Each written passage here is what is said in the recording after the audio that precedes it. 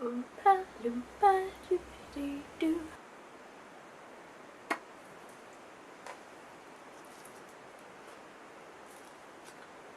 Hello. This isn't planned at all. Do you know what? I'm going to sit here and think about it first. Hey, hi, hello. I'm Rainiepie, and I thought that I would do my first book video since this channel has been up for a while and there's nothing on it. So I decided to not review the most recent book I've read, but the one before that, which was now a couple of weeks old, but I loved it, and I'm going to tell you why. I'm not really sure what this is really, just a ranting, raving of a video, a raving of a book. A raving video of a book. So, the book that I want to talk about is the book The Coldest Girl in Coldtown by Holly Black, and it was released in September 2013, and I recently got it from my library because they reopened, and it was one of the first things I saw. So, I don't know if you'll be interested in watching this if you haven't read it. If you haven't, then I will read out the little synopsis. When I went into this book, I had no idea really what it was about. I knew it was about vampires because I'd been wanting to read it, because I didn't know that Holly Black still wrote books. The last one I read of her was Tithe, and that was it. Oh no, I read the third one in that series, but I didn't know she did anything else. So I was like, yeah, Holly Black, I want to go see it, I want to read it, I want to find it. And then I kind of forgot about it. So when I saw it, I thought, should I read the back and the blurb? And I didn't.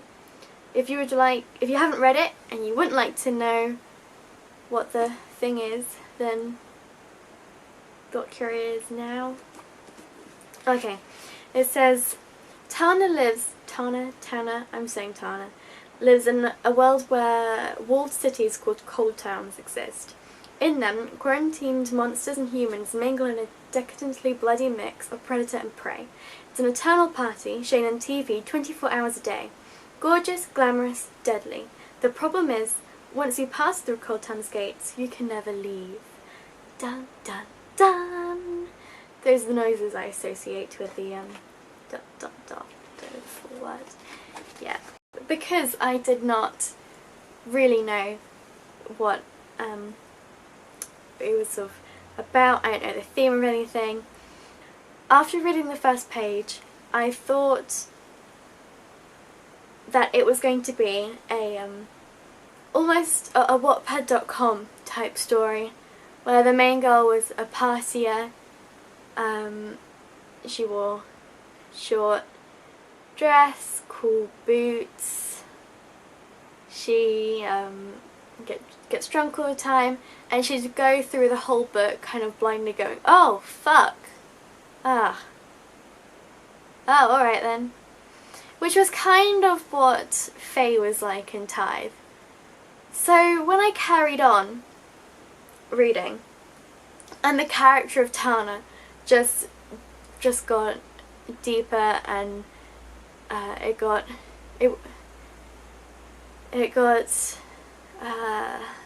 textured, and it got layered. It was fantastic. It was absolutely lovely, because she was a girl who was wearing a baby doll dress and some boots, and she was a girl who just had fun at a party. But she was quite smart. I really got the feeling that she was very smart. She was watching the world, and she was taking from it, and she was sort of forming sort of opinions on these things, and she was taking the facts in and really seeing things as how they were, which was lovely. It was absolutely lovely. And she was also, and I love the way that her character is flawed in a way that wouldn't usually be seen as a flaw in young adult. I took the fact that she was selfless as a flaw, because in this opening scene, she is in a situation where she has to leave to save her life. She does not want to be turned. She doesn't want to get cold. She doesn't want it. Yet when she sees her ex-boyfriend, who was a complete asshole to her, absolutely horrible, and the right thing, well, not the right thing, sorry. And the thing that most people would have done in that situation would have saved their own skin and left. But she chose not to. She chose to untie him, even when she initially took a gag off, she realised that he'd gone cold and he tried to bite her. She nearly helped him turn into a vampire, and got very seriously injured, and maybe even dead, but she still chose to help him. And not only him, but this strange vampire, this something in her mind, as opposed to the majority of the people in this world, is a horrible thing. She saw him with red eyes and shaking, tied up, and there are these, and she can hear these other vampires outside wanting to get him and hurt him. And I think, considering her backstory and her strong opinions that vampires are bad, she should have left him to them and just taken Hayden, which even then is Aiden, which even then isn't it wasn't something that I think a typical girlfriend would do, especially with the past there. But she did. She put her own life, in her eyes, her own life at stake to save these two people. And there are lots of instances throughout the book where she could have easily saved her own skin if it weren't for these other people. And these people aren't always worth saving. And it really is, it's not she's brave and selfless, she's brave and she's selfless. There's really that kind of tone. She's also scared, she's scarred, she's traumatized, and it's wonderful. It's really wonderful, and she's stubborn, and not stubborn in the way that most young adult books have a heroine, where they kind of go along with everything around them. They follow along, usually the love interest or a hero, and then occasionally when they say something, she'll go, "No, I don't want to," and it's stubborn and feisty because she did it once.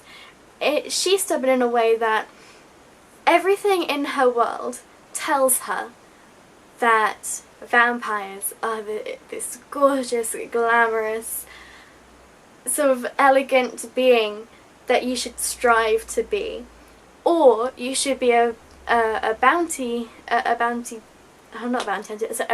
hunter, and you should be strong and go take these vampires back to their rightful place in this place where they have parties all day and night, and so yeah, and they have fun constantly, and they just live eternally in a happy, graceful life. And lots of children are raised up with these live streams on the internet from them, and they seem to think that a better life would be a dead one. And she's stubborn in that when she was young, she saw that it wasn't really the case. It's a dark, horrible, twisted, bloody, scary thing. And she's kind of, and she won't tide over, is that the phrase? She won't tide over to...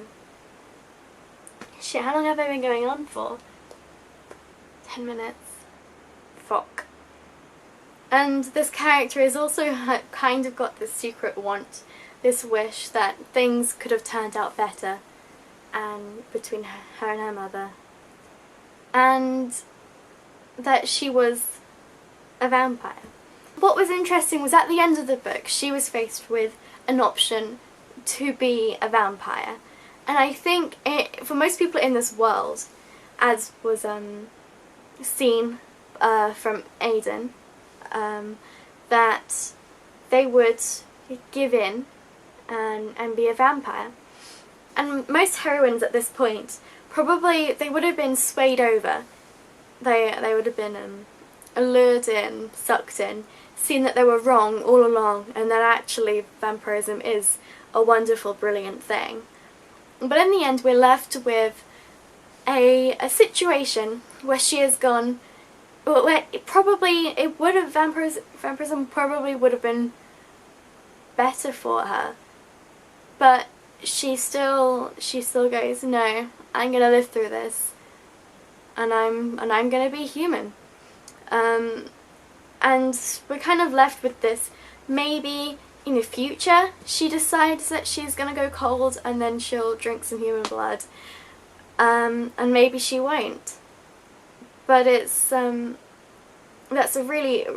character is wonderfully unique from most strong, badass young adult characters, especially with the dark humour. She has got this fantastic coping mechanism of where she tells herself, cry later, right now, deal. And if she can't cry, then she laughs, and it's hilarious. Yeah, okay. The other characters you interact with are Aiden, the ex-boyfriend, who even though he's an asshole, and in most places he would have been just completely an asshole, he wouldn't have been anything good about him, but he and Tana have this wonderful relationship with where when they were together, they were kind of having a game of who can piss each other off more, and how far will she go. And then after that relationship, which he's all like, oh yeah, it's fun, games, whatever, and she's kind of still hurt from it because she wasn't ever happy with it, he still convinces her to drag along with his schemes and his ideas, and she'll still do it because she's got this weakness of not being able to say no to people, which she does get rid of through the book, which I do like.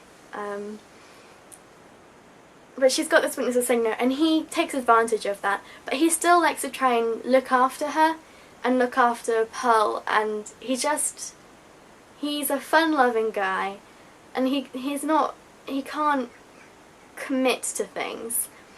So when he was trying to commit to not doing it, he really didn't want to. He wanted to give in. And it was Tana who was holding him back, and he wanted to do it for her, really. But in the end, he found himself more worthy of it than her, which isn't necessarily a flaw. But that was fantastic. Another character which you come across, which is the first vampire we see, is Gabriel. I say Gabriel in my head. And he is a fantastic character, since he is not in any way a light, fluffy vampire. He's not a bad boy with a heart of gold. He is a vampire who has killed. He is killing. He is insane, and he has to fight for moments of clarity, which he doesn't do often. But he's got this past of how he became a vampire, and you see there's a couple of sort of small chapters of almost his point of view of what happened, and it is wonderful because you see him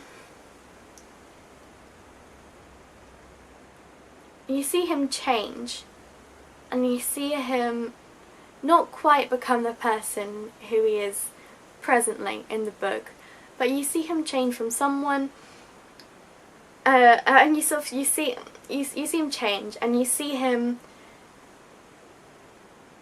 what's the word? You see where the base of his characteristics come from. You see him purely as a human. He was a romantic, he was good, he was smart, he was studious, how do you say that? And he worshipped the idea of love. He really did. And he looked down on his older brother, who was sort of a typical bad boy player who you would see in a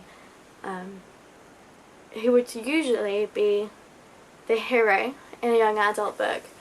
And and he did this strange thing that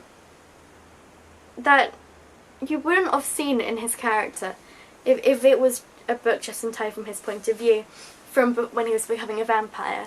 It was strange that this desire, this urge, this willingness to kill is especially some of the people who he kills are really are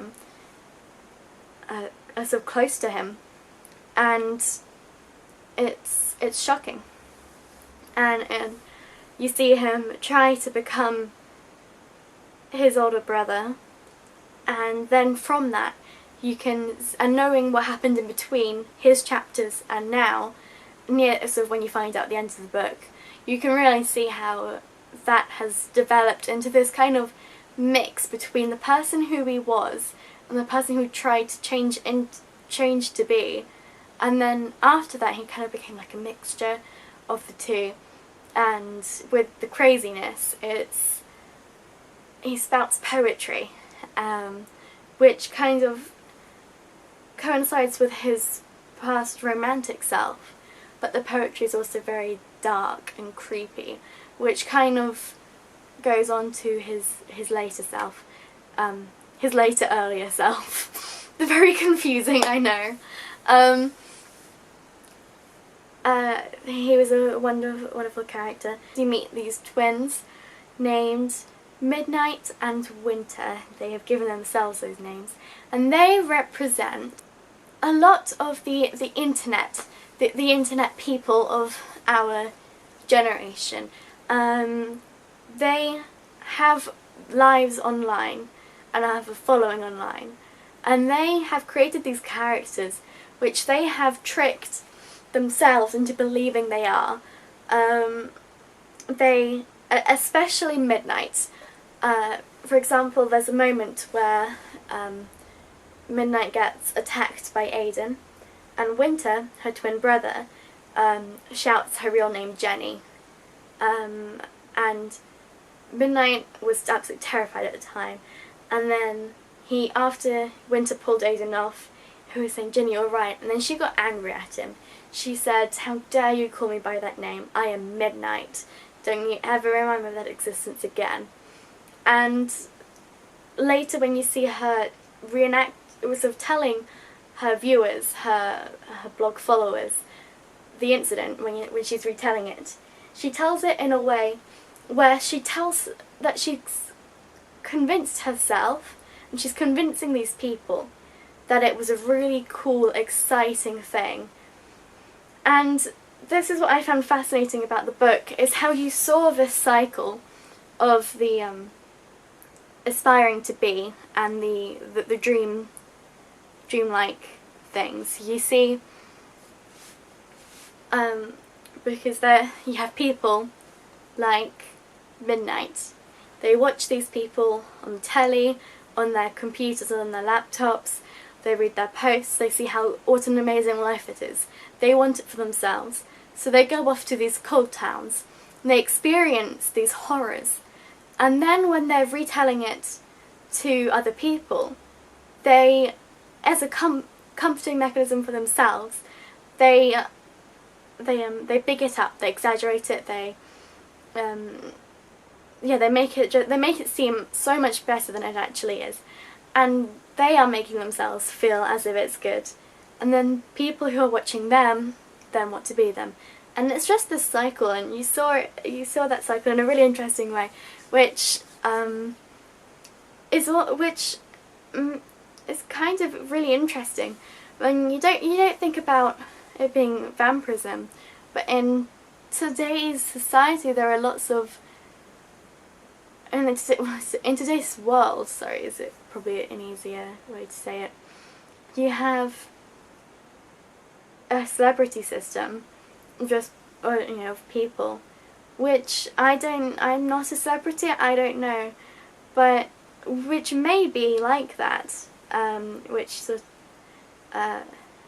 of really gets you thinking, which is great in a book, fantastic. Yeah, the character Winter, he's not as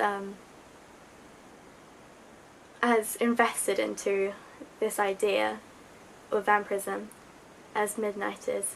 And in fact, there's a spoiler again. There's a wonderful bit in the book. After Midnight has been turned into a vampire, in her process of making herself a vampire, because you go in this world, you get bitten by a vampire, you're infected, you become cold. After becoming cold, you become a vampire. No, after becoming cold, you drink human blood. They won't get infected from that, and then you become a vampire. And to make herself a vampire, she was drinking from her brother. She was drinking blood from her brother Winter, and she got carried away, and he died. And rather than thinking about what she's done to herself, and you see it in where the author inserts a blog post that Midnight has written to her fans. She doesn't say that, she words it in a way that isn't, oh my goodness, I killed my own brother, how could I have done that? She did it in a way that was, she said, the fantastic, you know, I got carried away with the love of vampirism, and I ended up drinking in his blood until I'd taken it all. Winter would have been happy to have donated his blood to me for that experience, because he loved me and he took care of me. And she didn't, and there is a bit where Midnight attacks,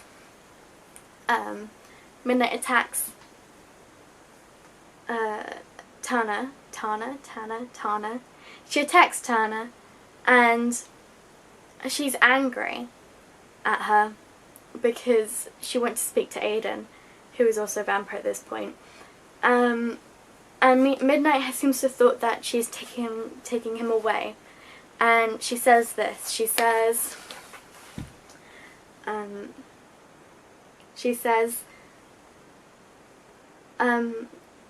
helped me.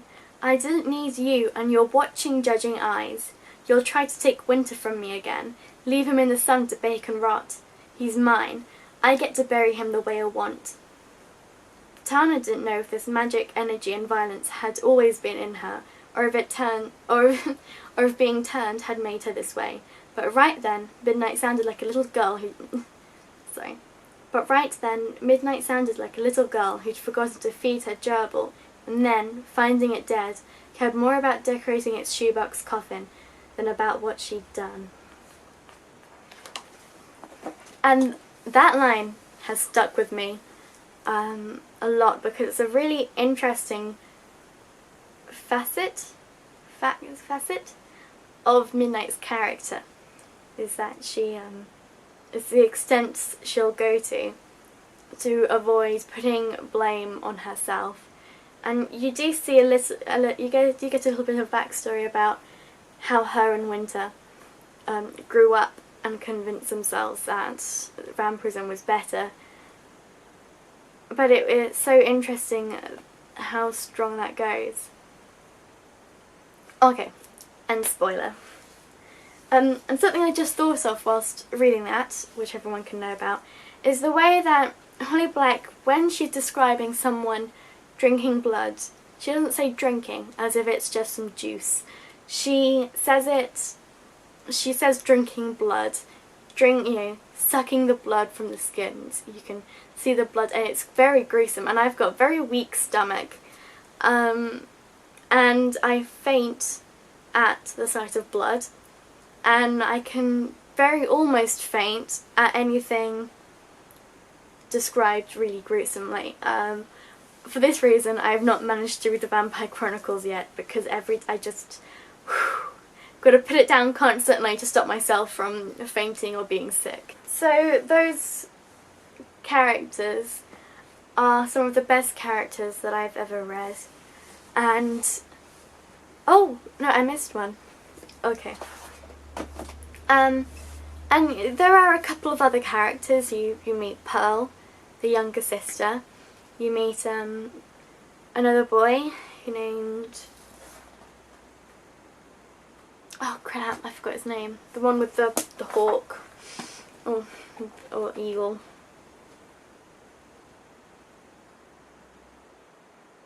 Jameson. Yeah, you meet Jameson, who's you didn't really go into much of his character, but I would have loved some more of Jameson with Jameson. I have a feeling Jameson. I don't know. I would have loved more of him. He was in the city before it became a Coldtown, so he grew up in that area, not knowing anything else really. And he is still human, and just the way he's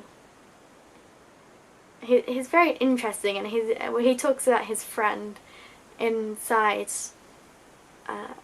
working inside Lucian's house, the big vampire, he's the big famous one, and he suddenly sort of gets this sort of shame and guilt, and he never mentions who this woman is,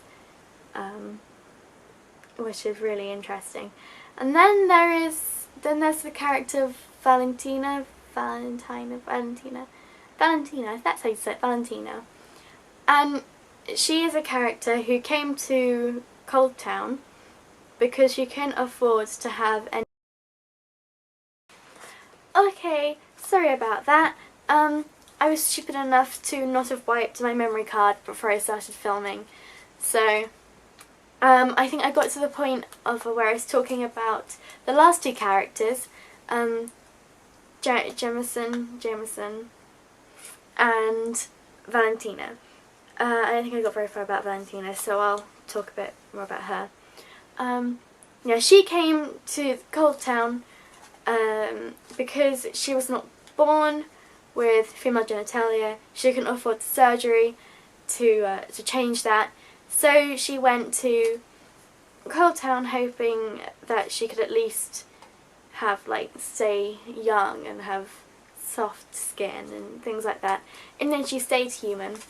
And she's got this really lovely, she's got a crush on Jameson, and he's blushing around her, a bit awkward around her, flirting almost around her, and complimenting her a lot. And when Valentina was in danger, he was sort of really worried about her. But then once she was all right again, he kind of didn't really talk to her, and it's really cute, and I would love to have sort of seen what could have gone on from there. Okay, so that's sort of what I loved about those characters, about the book, is that near every character we come across isn't a typical or stereotypical character. They're not just there to sort of get the plot moving. They're there because they have their own story, and they just happen to be in town. And it's lovely seeing something like that. It really is. And I would love to see more of some of those characters, especially the last two. And Holly Black has said that at the moment she doesn't know what a sequel would be, but she's not denying that there will never be one. And there was a 3-year gap between Tithe and the sequel to Tithe, which wasn't even really a sequel. It was more like a companion novel in the same world.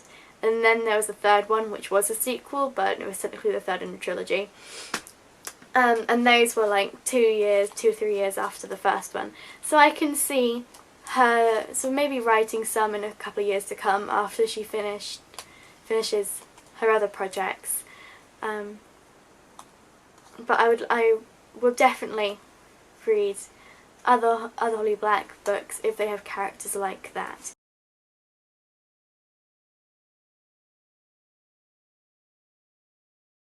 Okay, in terms of writing style, she was very visual. There was I could very clearly picture what was going on. There was no kind of confusion about what was going on, and there was a big sense of world outside of Coldtown and Coldtown. There was, and it was humorous. You got a good sense of oh yeah, and with the times as well, and the change, you could feel it with the writing, and it grew with the book. The writing style grew with the book. It began written like a very average young adult book, and ended with a rather adult ending, a mature ending, not necessarily adult, because not all adults are mature, which was very, very nice. The pace of the book was brilliant. I guess I use those words a lot. It was well, no, the pace of the book was nice. It kind of, you kicked off with action, but not to the point of where you can't get into it. There was a bit of kind of coming to terms, and then your heart started hammering. Now you were in the book, in the world, you could start fully what's the word? Fully empathizing with the main character, and you were feeling these feelings that she was feeling, and when you're kind of being a bit panicked, you're waiting, you're tense, and then action happened, and your heart was racing, you were going along with it, and there was a bit of a nice calm sort of moment, but you're still a bit wary, you're still drawn in, you still want to know what's going on next. And road trips are usually not very gripping. Road trips are usually the most kind of danger there is a flat tire, and you have to stay in some motel, which is usually where some kind of romance occurs. But it wasn't. It was a fascinating road trip. You learnt more about your characters. You learnt more about the world. That was nice as well. The world and the situation wasn't thrown on you. It wasn't first page of the book, here's all the lore, and you're just kind of drowning in it. It came in at different stages, and a good time to do this was during the road trip. So you were still kind of really getting into it because you're learning, but not in a drowny school type way. And then sort of at the end, it had a really nice climax and a really it was a nice ending, and it was in some way satisfying, but I would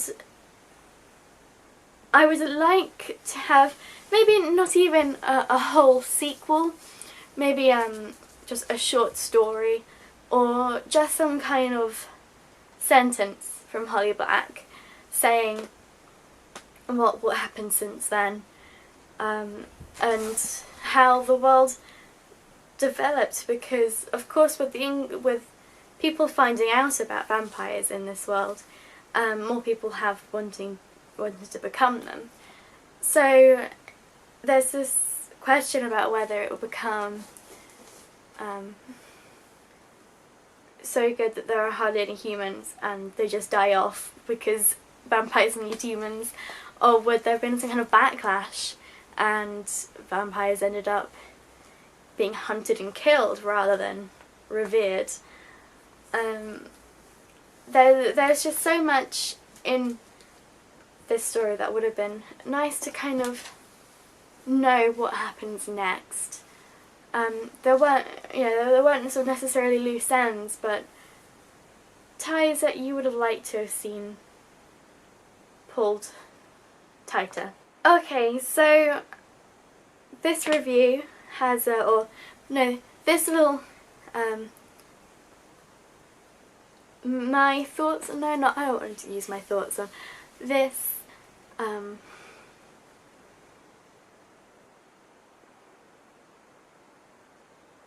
So this So this little chat on